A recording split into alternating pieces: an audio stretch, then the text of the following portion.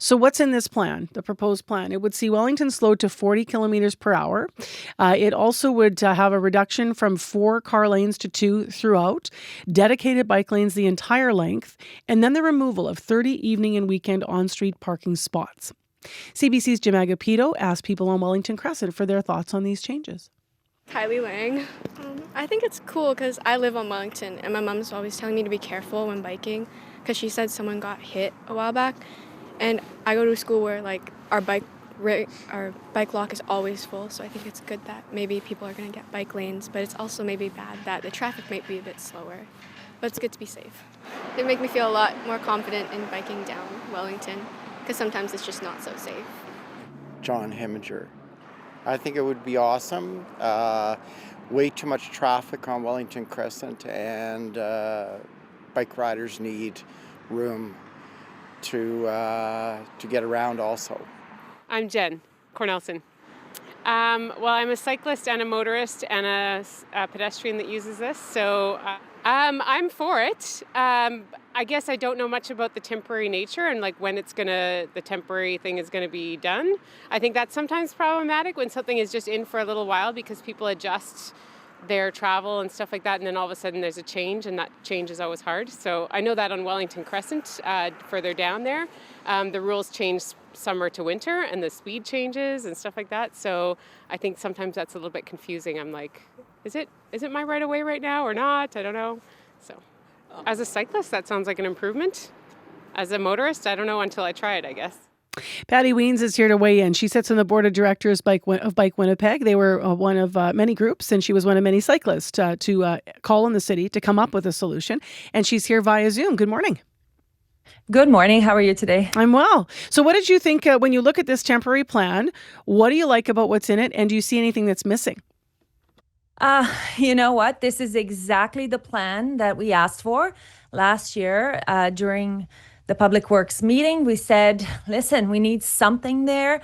We don't like painted lanes, but we need something. Something is better than nothing. Let's get something on the ground. And this is the plan that was presented in July that we were really excited about. So let's just get this on the ground. What is missing is the fact that, well, it really should have happened last year. And there's probably going to be some tweaks as we actually use it and as we analyze it further. There's some left turns that are going to be problematic, but we need something so that we can see how it feels. The other thing that's not great is that they're going to be doing a survey before it's implemented. They're going to ask for engagement before this temporary thing is implemented, which may be problematic because the moment you take space away from cars, like you were talking about those parking spots that are going away, people feel threatened because there's a lot of parking around this area. But like Jen said, it's going to be slower. And she said, it's slower, so it's not good, but slower is good. We have problems. We hear from pedestrians people who live around this area that can't cross the street because the traffic is so fast. That road is currently designed for speed. So we need to calm it so it's designed for people, not speed. And a lot of people use it now because the traffic has really picked up on Academy. So a lot of people actually divert over onto Wellington to get around that. So I think that's part of the picture. If you don't know this area of the city, that's also part of what's happening with increased levels. You started by saying, Patty, that painted lanes, you don't like them. This is painted lanes, though, is it not? Yeah, and you know what? We don't love it, but when we were at that meeting in July, Councillor Luke says, look, we can do painted lanes fast, but you guys don't like painted lanes. And we said, it's okay, we'll take it. So we can't be backpedaling now saying we don't want these painted lanes. We want something. We need to start somewhere. We need to have something that will signal to motorists that they need to slow down. And this is a visual signal that they need to slow down. The plan is to eventually put something permanent on there. That will be great. But, this is a great start. And I can't wait to get this on the ground. I hope people see that this is a measure for people, not just cars. Do you think that it will be an adequate solution to curb the number of cyclists and pedestrian incidents on Wellington Crescent? I cited some of the stats at the beginning.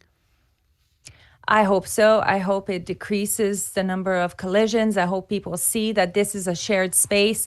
It is a visual cue. I really hope so. We need to start moving towards Vision Zero, even though the city hasn't, bought into that idea yet. But we need to start moving towards it, and this is a start.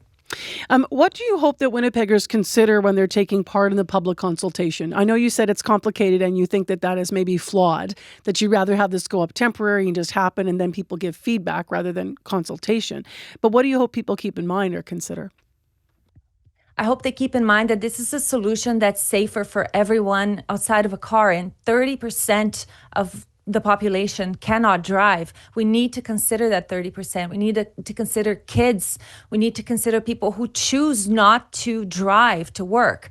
Less cars in your way is better. So if someone is taking a bicycle, is one less car in your way, it's less traffic. So I don't think that this will increase traffic. I think this will lessen traffic because other people will feel safer getting around other ways. And, we are in a financial and health crisis. And the quickest way to solve that is to use your car less.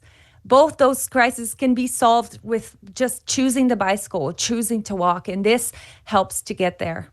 In terms of looking at Wellington, I was mentioning cars often divert off of Academy to use Wellington.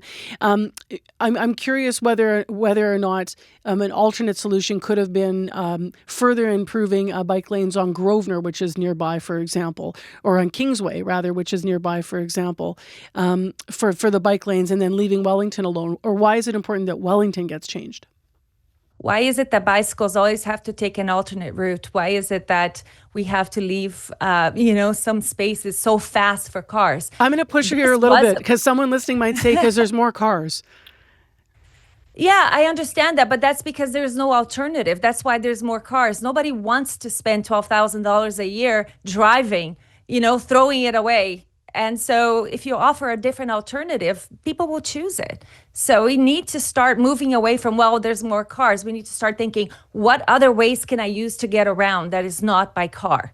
So yeah, there are alternatives. There are other streets, but Wellington was a problem. People were speeding. It's not just about bicycles. It's about the people who live around there who can't even cross it because it's so fast moving.